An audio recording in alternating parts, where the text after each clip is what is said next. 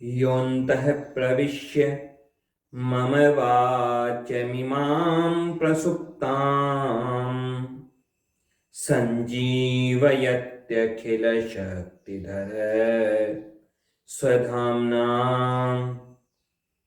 अन्यांश्च हस्तचरण श्रवणत्वगादीन् प्राणान्नमो भगवते पुरुषाय तुभ्यम्। श्रीवीरराघवदयार्द्रकृपावतारम् श्रीजानकीश पदपद्मपरागभृङ्गम् श्रीधरार्य चरणाम्बुजलग्नमौलिम् श्रीदेशिकार्य घनश्यामगुरुं नमामः।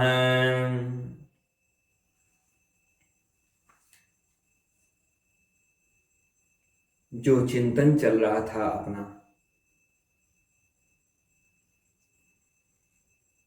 कि कैसे हम भगवान की कृपा के पात्र बने, कैसे हम भगवान की कृपा के योग्य बने, कैसे हम भगवान की और आगे बढ़े। संसार में अज्ञान के वशीभूत होकर भगवान से दूर न हो जाएं, बल्कि हम भगवान के निकट हों, भगवान के चरणों के निकट पहुंचें, भगवान के श्री चरणों के आश्रय में पहुंच सकें।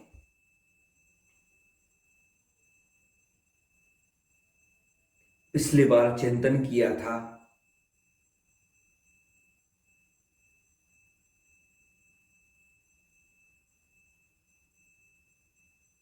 अज्ञान को समझने के लिए कि अज्ञान को जब तक हम स्वीकार नहीं करेंगे, जब तक हम अपने अज्ञान को नहीं पहचानेंगे, तब तक हम ज्ञान की यात्रा का आरंभ नहीं कर सकते। ज्ञान की यात्रा का आरंभ कब होता है? जब हम अपने अज्ञान को पहचान लेते हैं और फिर उससे भी आगे की बात यह है कि हम ज्ञान को प्राप्त करें, हम आत्मा को जाने, परमात्मा को जाने, शास्त्रों को जाने, भगवान के साथ हमारा क्या संबंध है, उस संबंध को हम जाने। केवल मानकर रुक न जाएं, हमारी यात्रा आगे बढ़े, हम मार्ग में ही अटक न जाएं।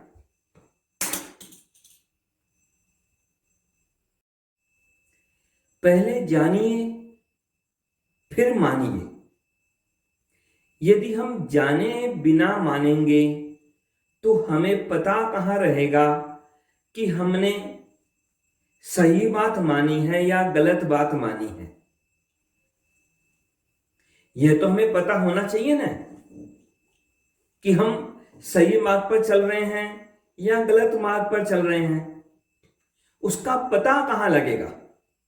जाने बिना पालन करेंगे, जाने बिना यात्रा का आरंभ कर देंगे तो हम कैसे पता लगा पाएंगे कि हमारी यात्रा सही दिशा में हो रही है या गलत दिशा में हो रही है।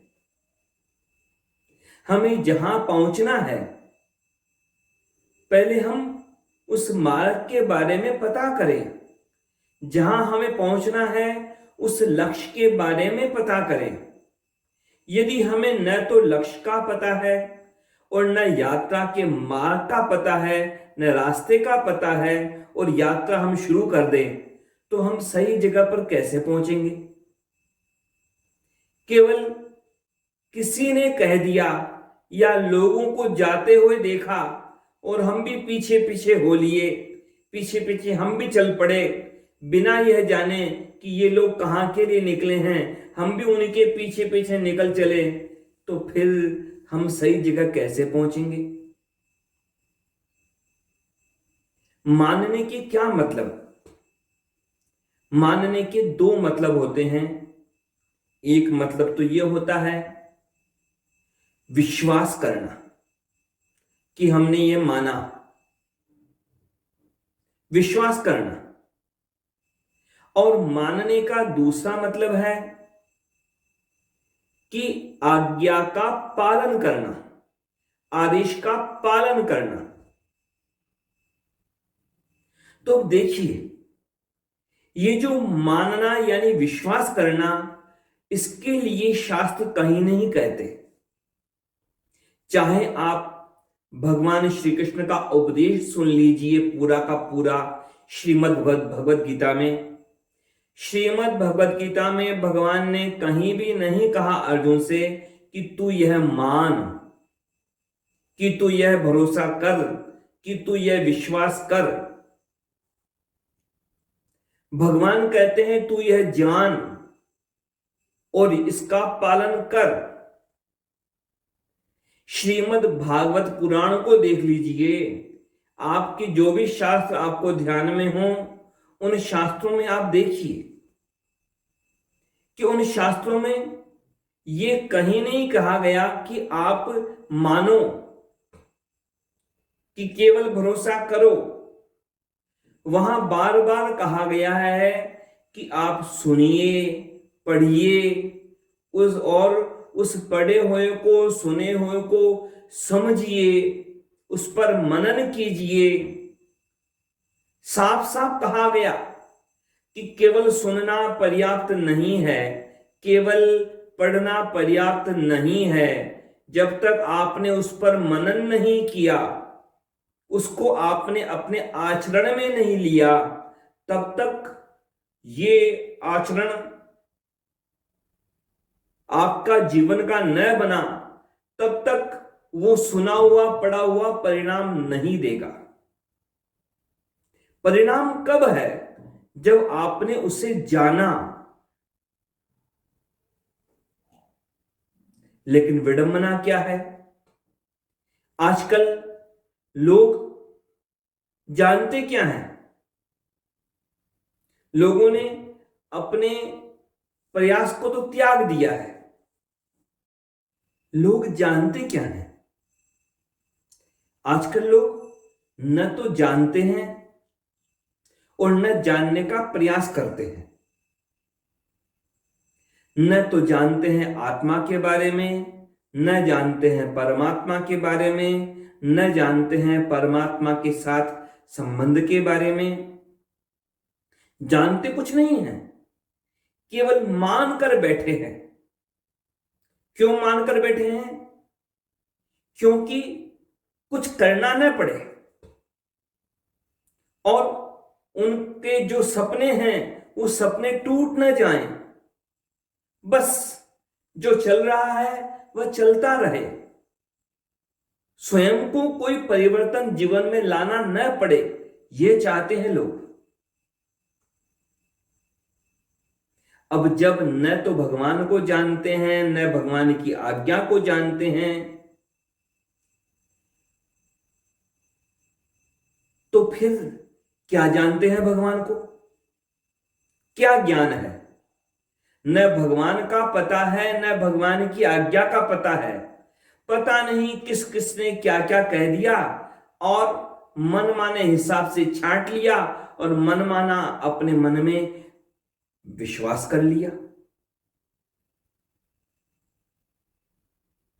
लोगों से पूछो कि तुम्हारा इष्ट क्या है, तत्काल लोग बता देते हैं कि मेरे तो राम जी इष्ट हैं, कोई कहता है मेरे तो हनुमान जी इष्ट हैं, कोई कहता है मेरे तो शिव जी इष्ट हैं। पर जरा उत्तर देने से पहले सोचिए तो सही, इष्ट शब्द का मतलब क्या होता है और आपने इष्ट क्या समझ रखा है।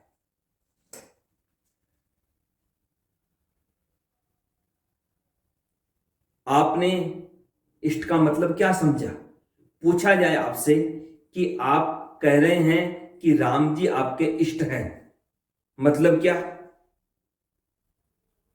तो लोग उत्तर देते हैं कि मैं तो राम जी को मानता हूं। अरे राम जी को मानते हो तो राम जी इष्ट कैसे हुए। कि भाई यही तो बात है कि जो जिसे मानता है वो उसका इष्ट है। नहीं,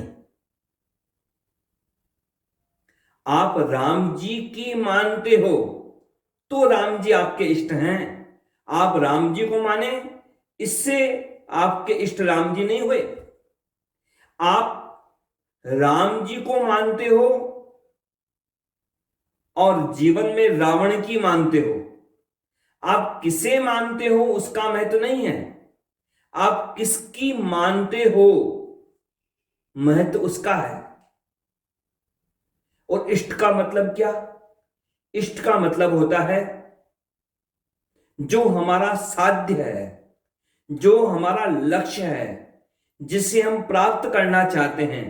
राम जी इष्ट हैं यानी मतलब क्या हुआ कि हम अपने जीवन को लगाकर, हम अपनी हर योग्यता को लगाकर, जो योग्यता हमें प्राप्त करनी है उस योग्यता को प्राप्त करके हम राम जी के श्री चरणों की प्राप्ति के योग्य बन जाएं।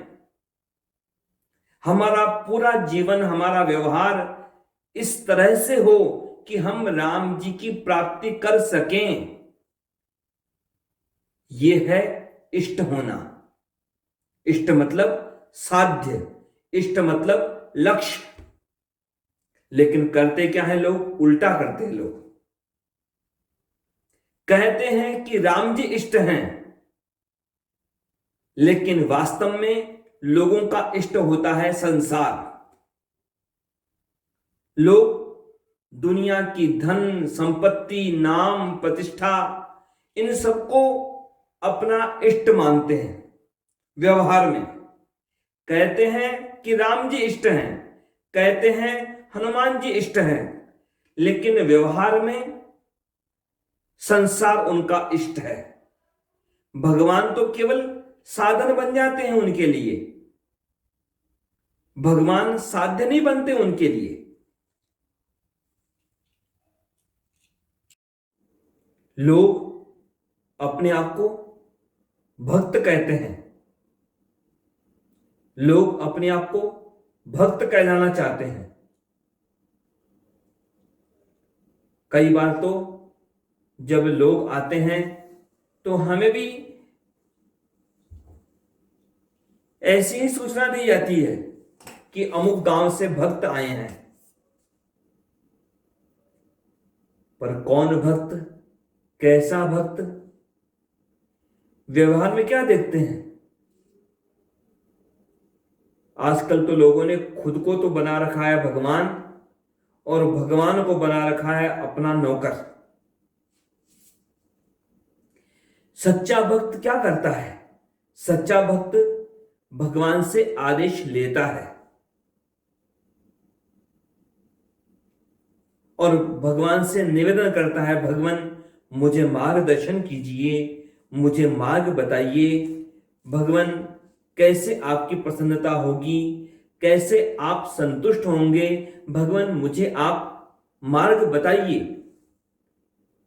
भगवान ने जो जो आदेश दिए हैं शास्त्रों में, स्वयं अपने श्रीमुख से या किसी अन्य ऋषि मुनि के द्वारा, सच्चा भक्त उनका पालन करता है। लेकिन आजकल के भक्त भगवान से आदेश लेते नहीं हैं, भगवान को आदेश देते हैं। खुद तो मालिक बने बैठे हैं और भगवान को बना दिया नौकर। जैसे कोई नौकर को काम बताता है कि पानी ले आओ, भोजन ले आओ, सब्जी ले आओ, वैसे ही लोग आजकल भगवान को भी कामों की लिस्ट देते रहते हैं, हमारा ये काम कर दो भगवान, हमारा ये काम कर दो भगवान, मेरी दुकान चलवा दो, मेरी फैक्ट्री लगवा दो। बस अंतर इतना सा होता है कि नौकर को सीधे काम बताते हैं और भगवान को जब काम बताते हैं तो हाथ जोड़ के कह देते हैं। हाथ जोड़ने के अलावा और कोई अंतर नहीं होता भगवान को काम बताने में और नौकर को काम बताने में। और बड़ी दुख की बात, लोग तो ऐसे हुए सो हुए, कई बिचौलिए भी पैदा हो गए। व्यापार का सिद्धांत है ना, डिमांड एंड सप्लाई। तो जैसी डिमांड होती है वैसी सप्लाई बाजार में आ ही जाती है। तो जब लोगों ने ऐसा किया कि भगवान से वो काम कराना चाहते हैं, भगवान के अनुसार चलना नहीं चाहते, भगवान को अपने हिसाब से चलाना चाहते हैं, तो कई बिचौलिए भी आ गए बाजार में, जो कि परसेंटेज लेकर, अपना हिस्सा लेकर भगवान से काम कराने के दावे करते हैं कि हाँ बस इतना हिस्सा दे दो, तुम्हारा काम हो जाएगा, भगवान से काम करा देंगे।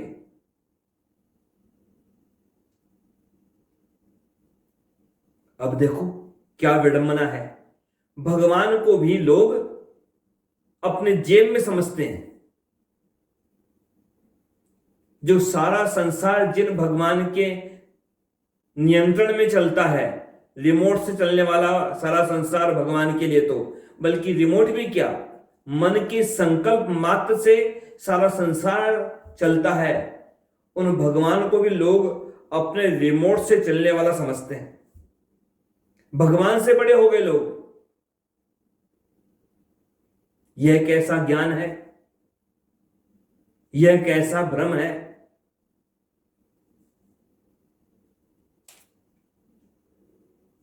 देखिए, दुनिया में आप लोगों की प्रशंसा करके उनसे अपना काम करवा सकते हैं, क्योंकि लोग अहंकारी होते हैं, इसलिए उन्हें चमचागिरी बहुत पसंद होती है, प्रिय होती है। लेकिन भगवान अहंकार रहित हैं, भगवान को आप चमचागिरी करके खुश नहीं कर सकते। दुनिया में आप लोगों को पैसा देकर खुश कर सकते हैं, क्योंकि दुनिया में लोग लोभी हैं। लेकिन कितना भी पैसा देकर आप केवल पैसे से भगवान को खुश नहीं कर सकते, क्योंकि भगवान न तो लोभी हैं और न भगवान के पास किसी चीज की कोई कमी है। आप प्रशंसा करके और पैसा देकर भगवान पर कोई दावा नहीं कर सकते कि भगवान मैंने आपकी इतनी प्रशंसा की, इतना धन आपको भेंट किया, मैंने इतना पाठ किया, या इतने मैंने भजन गाए, इसलिए आप मेरा काम कर दो। आप भगवान पर ऐसा कोई दावा नहीं कर सकते, क्योंकि जो कुछ भी आप करते हैं वह आपका कर्तव्य है। आप उसके द्वारा भगवान को खरीद नहीं सकते। और ज्यादा स्पष्ट समझाने के लिए उदाहरण देता हूं। एक तो हैं हमारे राम जी, दूसरे हैं हमारे हनुमान जी, और तीसरा है रावण।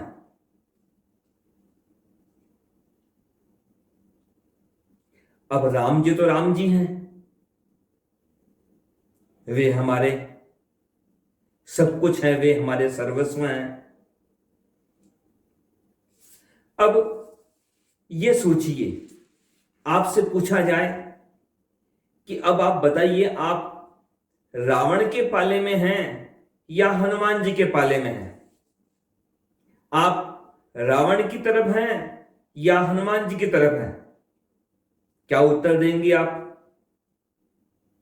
उत्तर तत्काल देंगे आप कि हम तो हनुमान जी की तरफ हैं।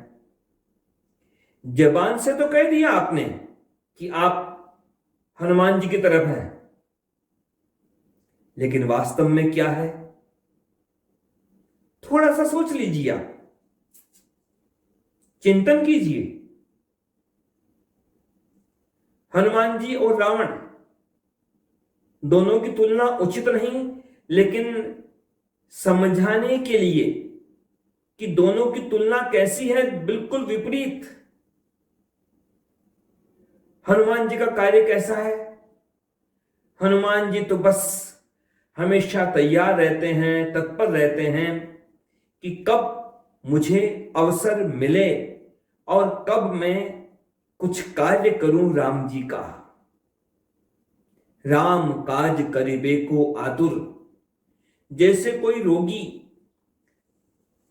व्याकुल रहता है अपने रोग से छुटकारा पाने के लिए। कितना व्याकुल होता है कोई रोगी? इधर हनुमान जी व्याकुल रहते हैं राम जी का कार्य करने के लिए कि मैं कितना अधिक से अधिक राम जी का कार्य करूं। बस मुझे संकेत मिल जाए, बस मुझे पता लग जाए। आदेश देने की भी जरूरत नहीं है राम जी को, बस मुझे पता लग जाए कि राम जी क्या चाहते हैं, बस मैं वो काम तुरंत करूं। हनुमान जी क्या चाहते हैं? राम जी के लिए कार्य करना, राम जी के मन की बात जान करके तत्काल वह काम कर डालना। और रावण क्या चाहता है? रावण क्या राम जी के हिसाब से चलना चाहता है? नहीं नहीं, रावण चाहता है राम जी को नियंत्रित करना, राम जी को अपने हिसाब से चलाना चाहता है। रावण चाहता है कि राम जी उसके हिसाब से चलें। रावण चाहता है राम जी को अपने हिसाब से चलाना, और हनुमान जी क्या चाहते हैं? राम जी के हिसाब से खुद चलना। तो बताइए आपका जीवन कैसा है? आप हनुमान जी की तरह राम जी से आज्ञा लेते हैं, राम जी के हिसाब से खुद चलना चाहते हैं, या राम जी के हिसाब से खुद चलते हैं, या फिर रावण की तरह राम जी को अपने हिसाब से चलाना चाहते हैं? सीधी सी बात है, जो भी अपने मन की इच्छाओं को भगवान से पूरा कराना चाहता है वह तो हनुमान जी के पाले में नहीं है, वह तो रावण के पाले में है। जबान से, वाणी से भले ही मैं हनुमान जी की जय जयकार करूं, राम जी की जय जयकार करूं, लेकिन यदि मैं भगवान को अपनी इच्छा से चलाना चाहता हूं तो फिर तो मैं रावण के पाले में ही हूं। जो भी भगवान को अपनी इच्छाओं से चलाना चाहता है वह तो रावण के पाले में ही है, वह तो रावण के जैसा ही है।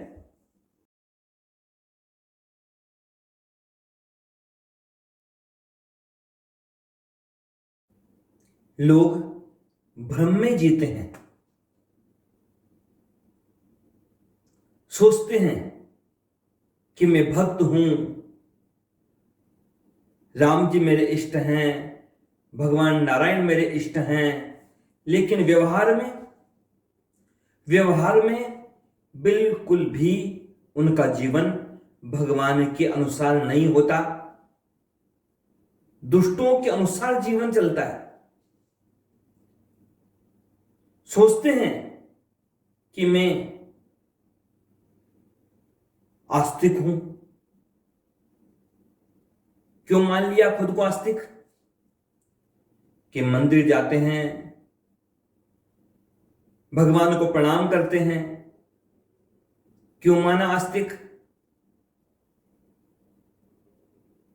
अपने आप को आस्तिक माना पर है नहीं आस्तिक।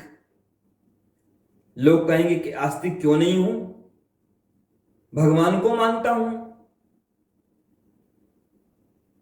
परंतु केवल भगवान को मानना, जाने बिना मानना और भगवान की आज्ञा माने बिना भगवान को मानना, तो फिर कैसे आस्तिक हो?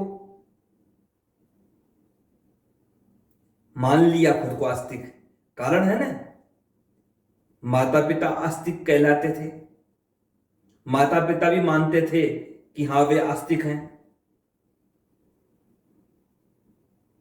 पता नहीं कितनी पीढ़ियों से मानते आए लोग कि हां हम आस्तिक हैं, हम आस्तिक हैं, तो आस्तिक मान लिया खुद को। केवल एक परंपरा से, केवल एक परिवार में जन्म लेने मात्र से मान लिया अपने आप को कि हां मैं आस्तिक हूं। केवल भ्रम। कई तरह के भ्रम होते हैं लोगों को। एक बार की बात, एक स्कूल में जाना हुआ, तो स्कूल में जो हेडमास्टर था उसने कहा कि हम यहां बच्चों को धार्मिक शिक्षा भी देते हैं। कि बढ़िया बात है।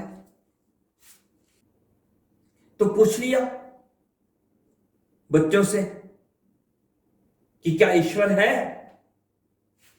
बच्चों ने कहा हां है। कैसी अद्भुत बात। बड़े बड़े ज्ञानी, बड़े बड़े लोग जिस ईश्वर को जान नहीं पाए कि ईश्वर है नहीं है, कहां नहीं है, इन बच्चों ने तो उत्तर देने में देर नहीं लगाई और कह दिया हां ईश्वर है। फिर पूछ लिया कि कहां है ईश्वर? सब ने अपनी अपनी छाती पर हाथ रख लिया और कह दिया यहां है ईश्वर। जैसा सिखाया गया था अध्यापकों के द्वारा वैसा बच्चों ने कह दिया। तो और पूछ लिया कि तुम्हारा हृदय कहां पर है? शरीर में तुम्हारा हृदय कहां पर है?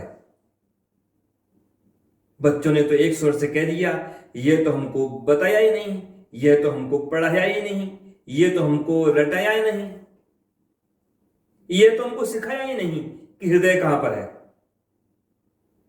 ठीक बात है, रटाया गया था, जाना नहीं गया था। ईश्वर के बारे में तो बता दिया कि यहां पर है,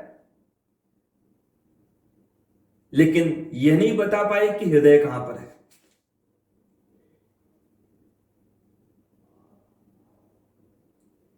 केवल रटा रटा कर कौन सा ज्ञान मिल पाएगा? और यह ज्ञान भी कैसा? आप लोगों को पता न हो, कुछ को पता हो तो अच्छी बात है। 100 साल पहले जो रशिया था, रूस, वे सब लोग ईसाई धर्म को मानने वाले थे, सब आस्तिक कहलाते थे।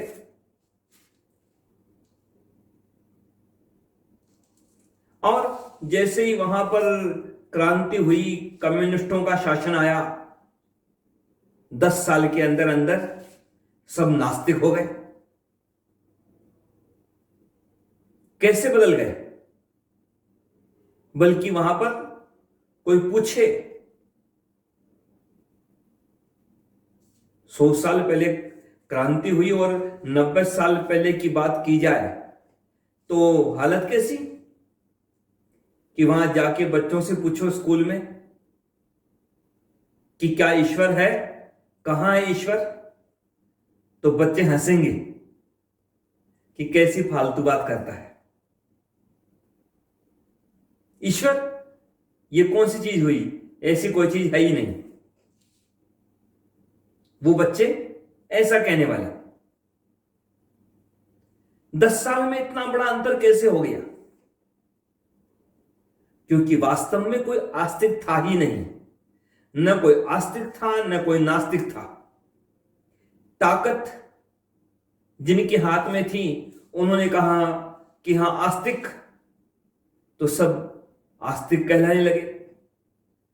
और जब ताकत आई उन लोगों के हाथ में जो अपने आप को नास्तिक कहते थे, तो सब लोग नास्तिक कहलाने लगे।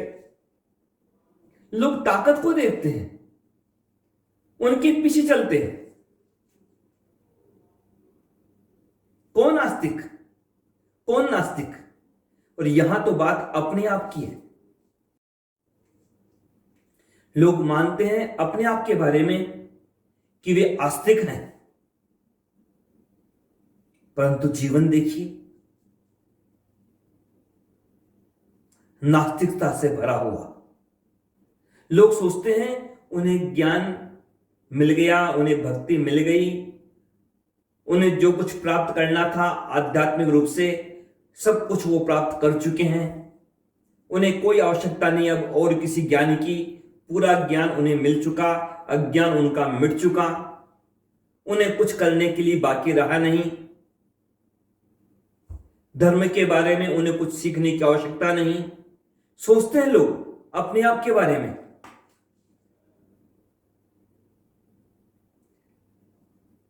दूसरों की छोड़िए, अपने आप के बारे में सोचिए। सुबह से शाम, सुबह उठने से लेकर रात को सोने तक जो पूरा दिन बीतता है, वह पूरा दिन किसमें बीत रहा है? अज्ञान में बीत रहा है। ऐसा हुआ एक बार, सर्दी का मौसम था, घर का मालिक बिस्तर पर लेटा हुआ था। नौकर को आवाज लगाई और कह दिया कि जरा देख के आओ बाहर, सूरज निकला कि नहीं निकला। नौकर घर का मुख्य द्वार खोल के बाहर निकला, 5 मिनट में वापस आया और हाथ में टार्च लेकर के वापस द्वार की तरफ चला। मालिक ने कहा, अरे छोटा सा काम बताया था कि सूरज निकला कि नहीं निकला, तुमने उत्तर भी नहीं दिया, कहां जा रहे हो तुम? नौकर ने कहा, क्या कहूं, वापस इसलिए तो आया अंदर और वापस जा रहा हूं बाहर ये टार्च लेकर। बाहर तो बड़ा अंधेरा है, कुछ दिख नहीं रहा। आपने कहा कि सूरज निकला कि नहीं निकला, तो अंधेरे में कुछ दिख नहीं रहा। टार्च की रोशनी में ढूंढता हूं, फिर बताता हूं कि सूरज निकला कि नहीं निकला।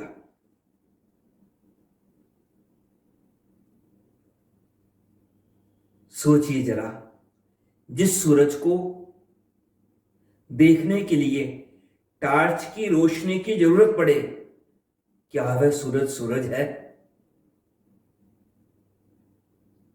तो हम सोचें अपने बारे में भी कि हम क्या क्या मान के बैठे हैं। अपने आप को ज्ञानी मान के बैठे हैं, भक्त मान के बैठे हैं, आस्तिक मान के बैठे हैं, लेकिन जीवन में न तो भक्ति है, न ज्ञान है, न कोई आचरण है। भगवान को अपना इष्ट मान के बैठे हैं, लेकिन भगवान की प्राप्ति के लिए कोई प्रयास नहीं है। तो कैसे भगवान आपके इष्ट, कैसे आप भक्त, कैसे आप ज्ञानी? हम विचार करें, इस बारे में चिंतन करें।